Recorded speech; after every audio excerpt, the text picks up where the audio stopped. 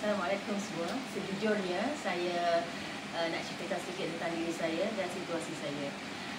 Sebenarnya sebelum ni saya dikenali sebagai seorang yang sihat dan cergas. Pada mata semua orang lah, pada mata kawan-kawan, pada mata rakan-rakan sejawat yang sama-sama sekerja sebumbung, dan juga saudara mara, semuanya menganggapkan saya seorang yang bukan fitness, saya seorang yang sihat dan cergas dari segi pergerakan dan aktiviti setiap hari. Tapi orang melihat dari segi luaran sahaja. Yang hakikat sebenarnya hanya tuan badan sahaja yang tahu.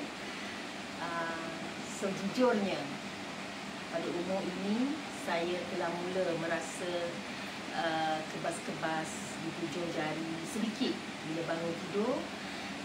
Dan juga kadang-kala dalam masa 1 minggu, sejak akhir-akhir ini, saya dalam masa 2 kali atau 3 kali saya akan mendapat satu penyakit di mana serasa macam jantung saya diramas-ramas. Dan bila berlaku keadaan tu, saya terpaksa mendiamkan diri dan menunggu supaya situasi tersebut reda. Dan saya tahu itu adalah sesuatu yang serius. Namun begitu saya mendiamkan dirilah. Saya tak cerita kepada sesiapa, lebih-lebih kepada suami saya, sebab saya pun ada ego saya jugalah. Kan? Bila kita nampak macam saya nak selesaikan masalah saya tu sendiri. Jadi dan saya alhamdulillah, sebab niat saya tak nak menyusahkan orang, tak nak menyusahkan suami yang tercinta. Alhamdulillah Allah pun tahu niat baik kita. Allah datangkan, Allah temukan saya dengan sifu dengan penceramah-penceramah daripada Kangen Water. Jadi dari situ pada dalam satu program tersebut saya mendengar di hujung-hujung saja sebenarnya, sebab sibuk. Namun begitu atas kecerdikan sifu-sifu tersebut yang memasukkan saya ke dalam grup WhatsApp sebagai lanjutan daripada program tersebut. Jadi di situ saya lebih fokus dengan info-info yang dipost oleh admin dalam grup WhatsApp Kangen Water. Dan di situ saya mula study lah, dapat info, dapat knowledge tentang kebaikan, tentang apa saja tentang Kangen Water. So dari situ saya study secara sendiri dan saya pun berminat. Dan bagi saya alhamdulillah masalah saya selesai lah.